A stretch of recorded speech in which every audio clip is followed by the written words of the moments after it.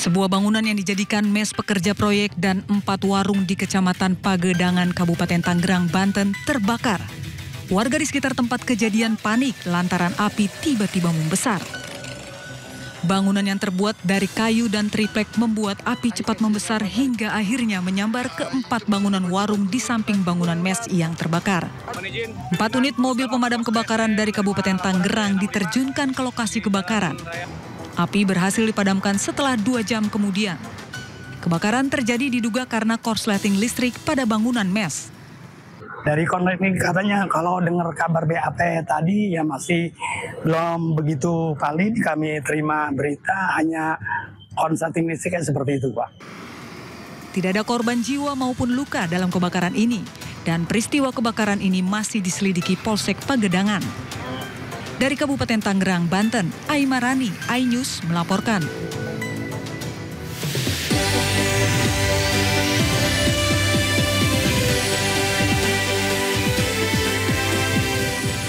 Angin kencang robohkan panggung hingga terbangkan sejumlah tenda dan bangku pedagang UMKM di kawasan Jakarta Barat.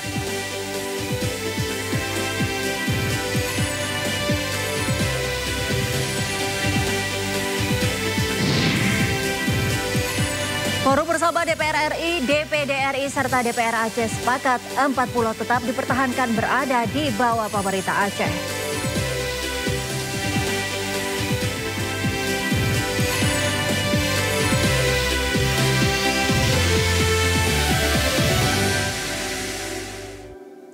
Halo pemirsa, Sindo Malam hadir dengan beragam informasi terkini tanah air serta mancanegara. Bersama saya, Angelika Devagam. Inilah Sindo Malam selengkapnya.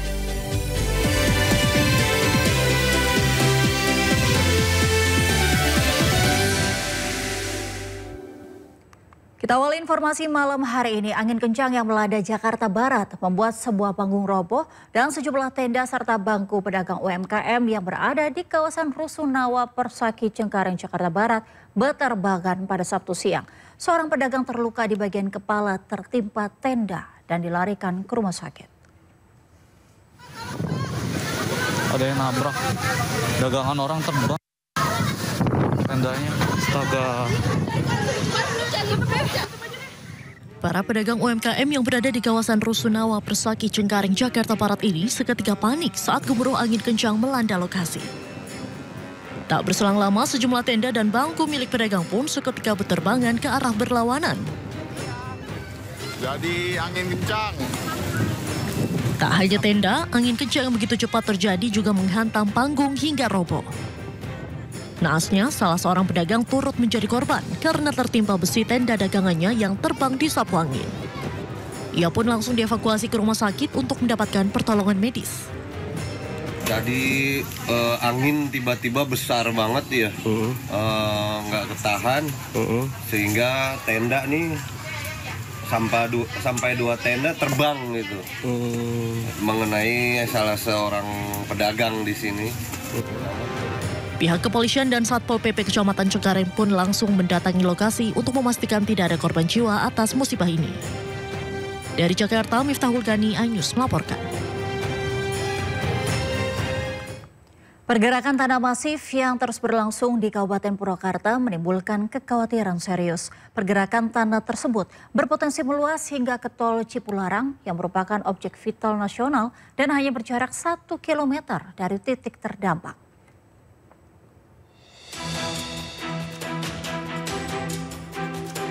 Pengamatan dan pengawasan terus dilakukan petugas BPBD dan tim gabungan di lokasi pergerakan tanah di Kampung Cigintung dan Sukamulya, Desa Pasir Munjul, Kecamatan Sukatani, Purwakarta, Jawa Barat. BPBD Provinsi Jawa Barat dan Purwakarta yang meninjau langsung ke lokasi menilai pergerakan tanah sangat masif dan mengakibatkan sejumlah bangunan rumah hancur. Selain itu, BPBD juga berharap Pusat Vulkanologi dan Mitigasi Bencana Geologi atau PVMBG segera melakukan asesmen terkait kondisi tanah karena lokasi pergerakan tanah dekat dengan akses tol Cipularang yang merupakan objek vital nasional dan hanya berjarak 1 km dari titik terdampak. Pergerakan tanahnya lumayan cukup masif. Tuh, sekarang nggak terjadi lagi nih.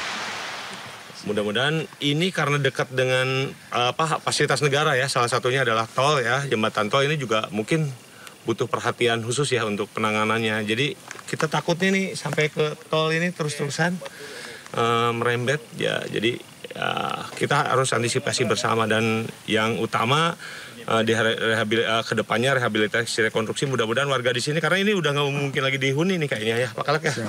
Nggak mungkin lagi dihuni, jadi kita kemungkinannya juga menyarankan untuk dilakukan relokasi di tempat yang aman. Nanti mungkin dicari oleh teman-teman dari Purwakarta. Tercatat 206 warga terdampak pergeseran tanah harus meninggalkan rumah mereka yang rusak. Sementara 48 warga terdampak mengungsi di balai desa, sedangkan warga lainnya mengungsi di rumah sanak saudara mereka. Dari Purwakarta, Jawa Barat, Irwan, iNews melaporkan. Pemirsa, cemburu buta seorang influencer di Cianjur, Jawa Barat dianiaya pacarnya. Aksi tersebut pun terekam kamera pengawas CCTV dan viral di media sosial.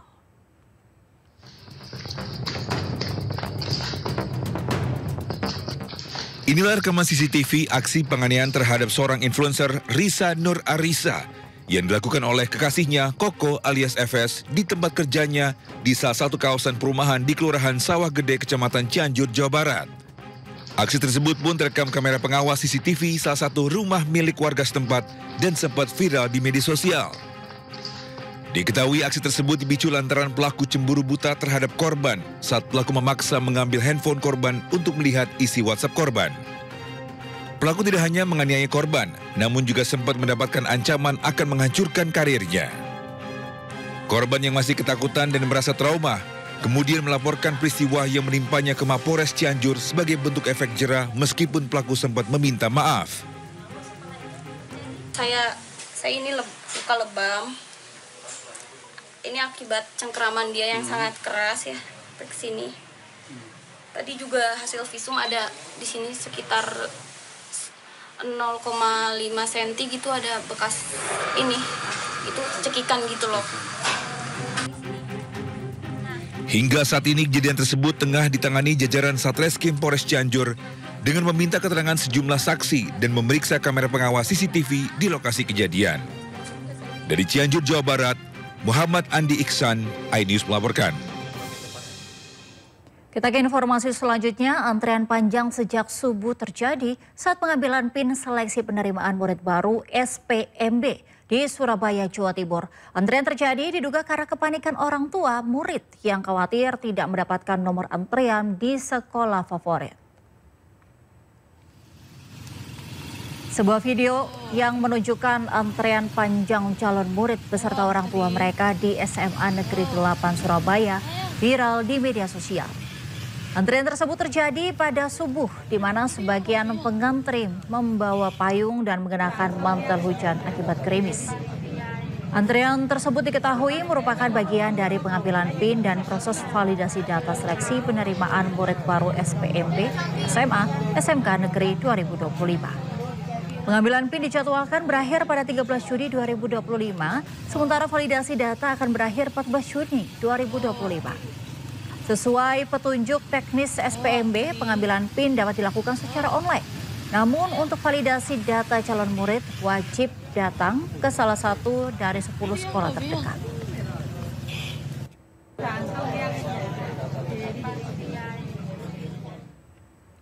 Pasca alami gangguan pada server pelaksanaan sistem penerimaan murid baru SPMB, saat ini sistem sudah kembali normal. Dinas Pendidikan Provinsi Jawa Barat memastikan penerimaan siswa di Jawa Barat kembali normal.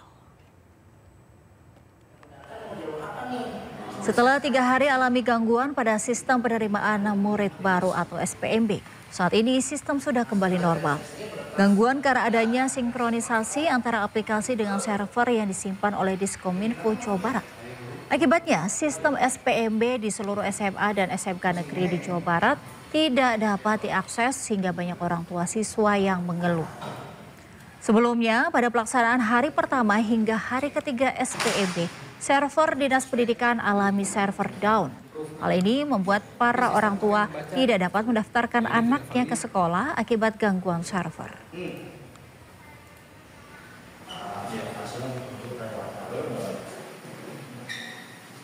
Kemarin itu kita sebenarnya udah uji coba 2 kali. Kemarin itu ada sinkronisasi lah ya antara aplikasi dengan server yang disimpan di Diskominfo. Jadi ada harmonisasi yang waktu itu diuji coba. Kalau diuji kan nggak real trial. Kan orang langsung yang ini. Jadi itu aja. Tapi alhamdulillah bisa diatasi dan sekarang udah bisa berjalan dengan lancar. Di semua tempat saya udah pantau, di semua kabupaten kota udah lancar. Ya, sementara itu 4 SMP negeri di Bandung diduga melakukan praktik jual beli kursi di sistem penerimaan murid baru SPMB tahun 2025. Jika terbukti, maka baik guru maupun orang tua calon siswa bisa dikenakan sanksi pidana.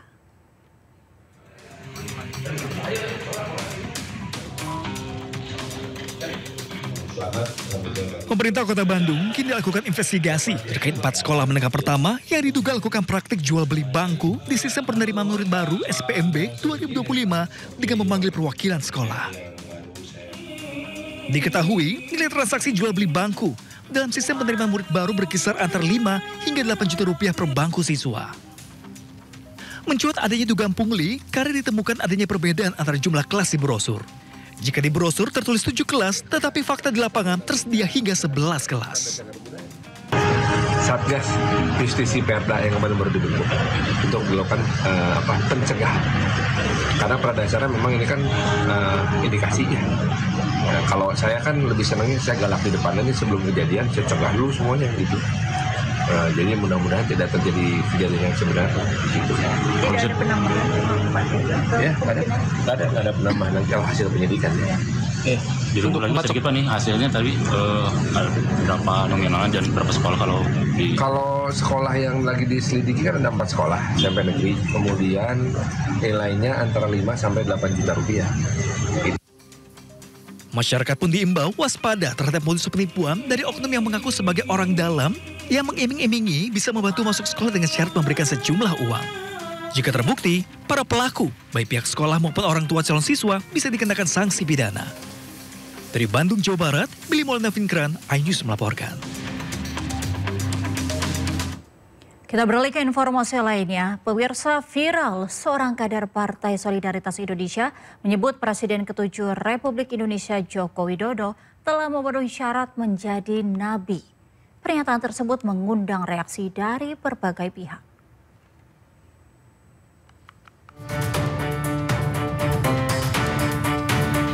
Seorang kader Partai Solidaritas Indonesia menyebut Presiden ke-7 Republik Indonesia Joko Widodo telah memenuhi syarat menjadi nabi. Pernyataan tersebut mengundang reaksi dari berbagai pihak. Cuitan Deddy Nurpalaka di laman media sosial X-nya pun menjadi viral.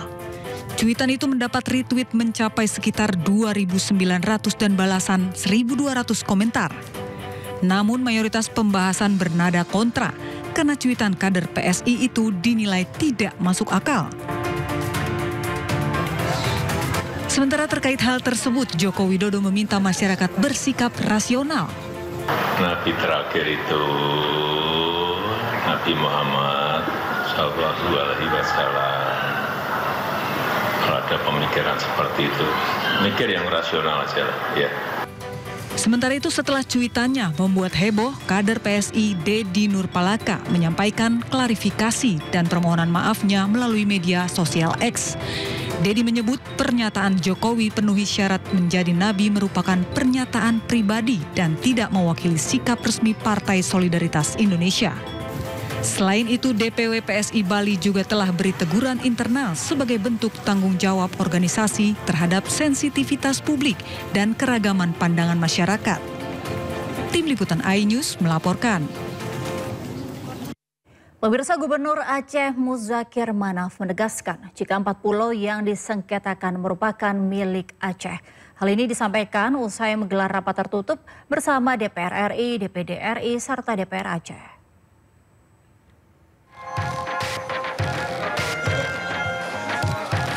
Gubernur Aceh Muzakir Manaf bersama anggota DPR RI, DPD RI, serta anggota DPR Aceh mengadakan pertemuan tertutup pasca SK Menteri Dalam Negeri yang memasukkan 4 pulau milik Provinsi Aceh di Kabupaten Aceh Singkil ke wilayah Sumatera Utara. Rapat yang berlangsung selama 2 jam menyepakati keempat pulau yang sedang disengketakan di Kabupaten Aceh Singkil tetap dipertahankan dan berada di bawah pemerintah daerah Provinsi Aceh. Itu hak kita, kewajiban kita. Wajib kita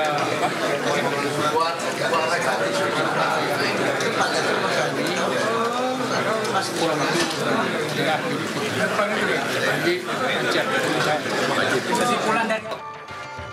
Usai rapat tertutup, pemerintah daerah Provinsi Aceh akan menyusun langkah-langkah dan sikap resmi yang akan disampaikan dalam pertemuan dengan Mendagri pada 18 Juni mendatang.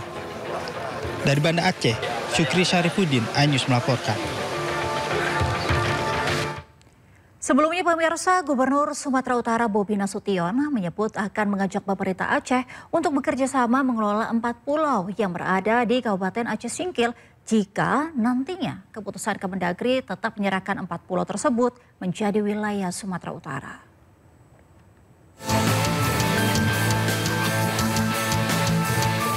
Polemik 4 pulau di perbatasan Aceh Singkil dengan Tapanuli Tengah yang sebelumnya masuk di wilayah Provinsi Aceh dan kini kepemilikannya masuk daerah Provinsi Sumatera Utara semakin meruncing. Gubernur Sumatera Utara Bobi Nasution menyebut bukan wewenangnya soal penyerahan proses kepemilikan 4 pulau tersebut. Meski demikian, Bobi menyebut akan mengajak pemerintah Aceh bekerja sama untuk mengelola 4 pulau tersebut. Kalaupun nanti ataupun sekarang statusnya dimiliki oleh pemerintah Provinsi Sumatera Utara ataupun kalau nanti tetap dijadikan milik pemerintah Provinsi Sumatera Utara, saya ngajak Provinsi Aceh untuk sama-sama mengelola. Bukan kita mencuri segala macam, masa baru 3 bulan skema pencurian udah dimulai, enggak. Sementara Gubernur Aceh Muzakir Manaf secara tegas menolak untuk bekerja sama mengelola 4 pulau tersebut. Macam mana kita bersama itu hak kita, punyaan kita, milik kita, wajib kita pertahankan. Menurut Muzakir Manaf, berdasarkan dokumen dan fakta sejarah, Pulau Panjang, Pulau Lipan, Pulau Mangkir Besar, serta Mangkir Kecil merupakan bagian dari wilayah Provinsi Aceh sejak dahulu dan wajib dipertahankan. Tim Liputan iNews melaporkan. Perebutan 4 pulau antara Aceh dan Sumatera Utara kian memanas. Anggota DPD RI asal Aceh Sudirman mendesak Presiden Prabowo Subianto segera memecat Mendagri Tito Karnavian karena dinilai memicu kegaduhan di tengah masyarakat, khususnya di wilayah Aceh dan Sumatera Utara.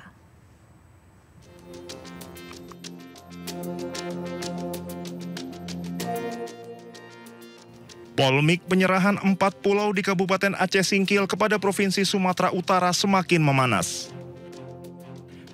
Anggota DPD RI asal Aceh Sudirman secara tegas mendesak Presiden Prabowo Subianto segera memecat Menteri Dalam Negeri Tito Karnavian.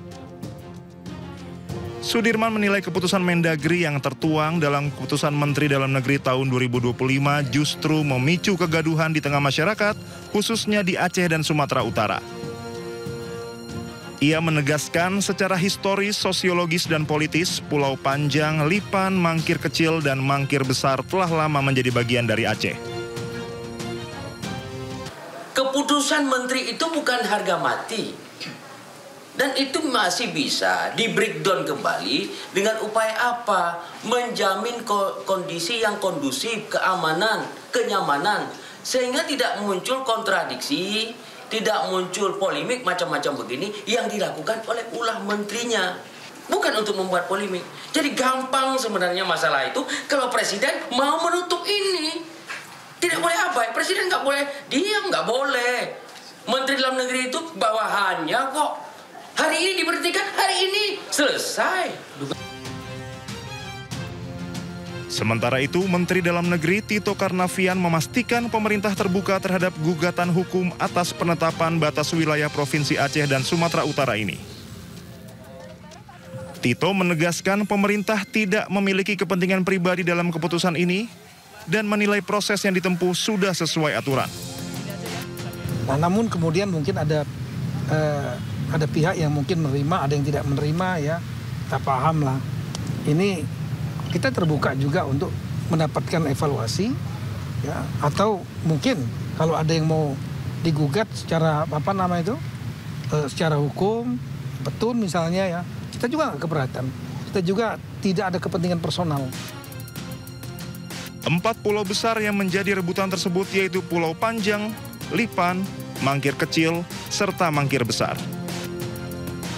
Dari Banda Aceh, Syukri Sarifudin, iNews melaporkan.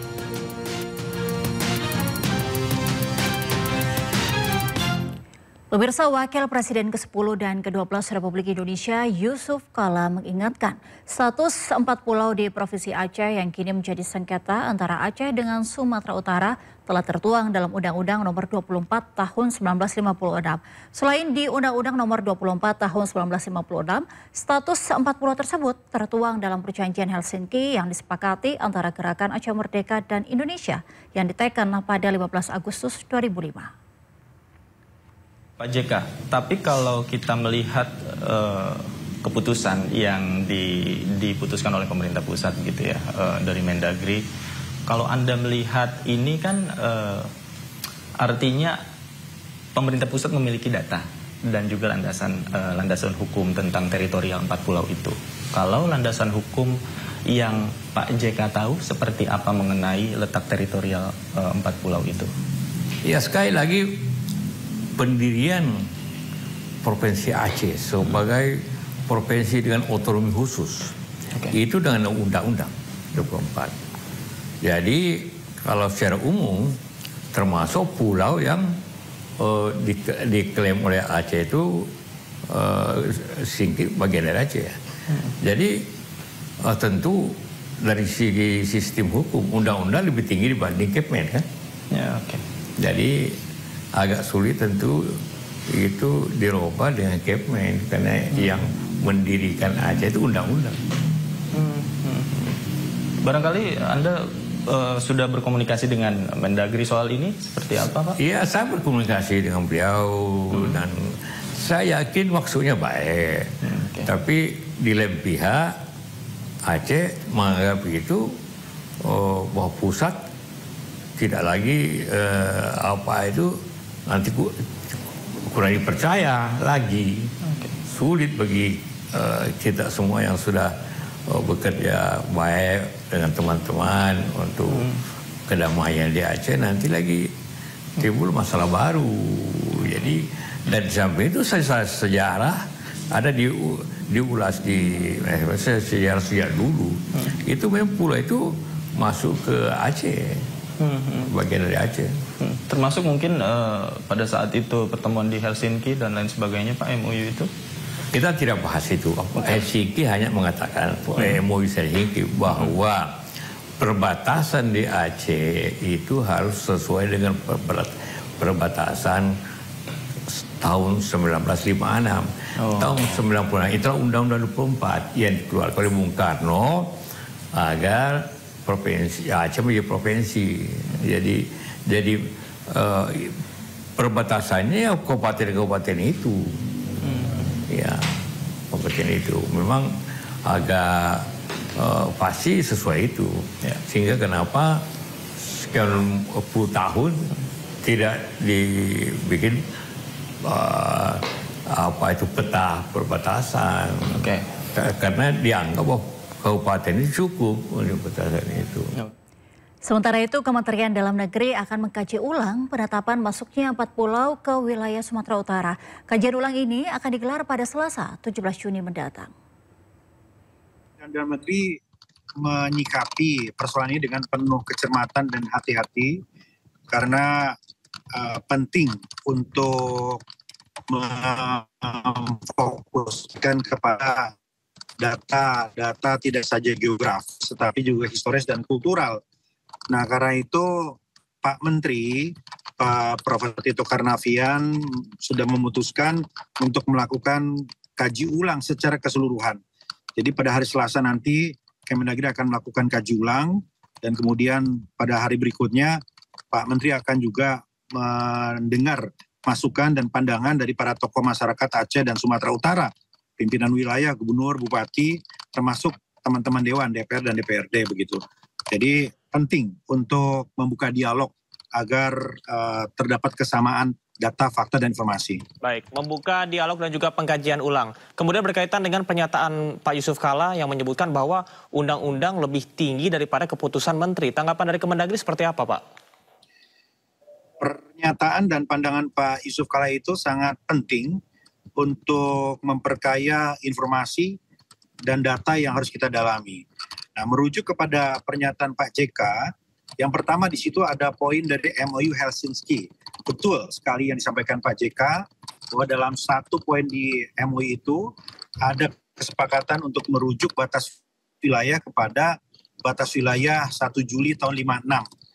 Dan dari situ kami menggali, memang betul seperti yang disampaikan Pak JK, ada Undang-Undang Nomor 24 tahun 56 yang mengatur batas wilayah. Namun sayangnya sampai saat ini kami belum menemukan data yang lebih detail terkait dengan koordinat batas wilayah.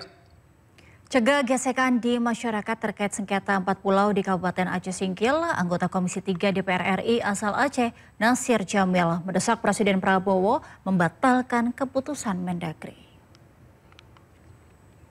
Keputusan Menteri Dalam Negeri Tito Karnavian memindahkan 4 pulau di Kabupaten Aceh Singkil ke Provinsi Sumatera Utara terus menuai kontroversi.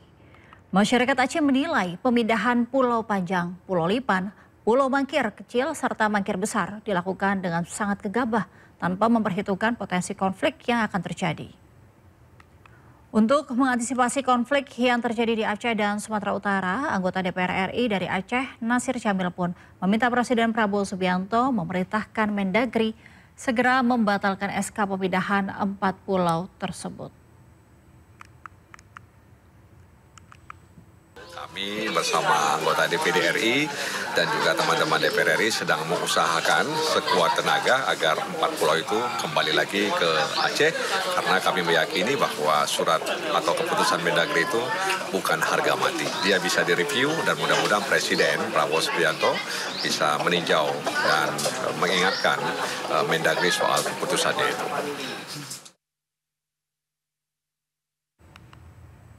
Heboh kapal tokak dan takbot bertuliskan nama JKW Mahakam dan Dewi Iriana, Presiden ke-7 RI Jokowi angkat bicara. Saksikan selengkapnya di Sindomalam.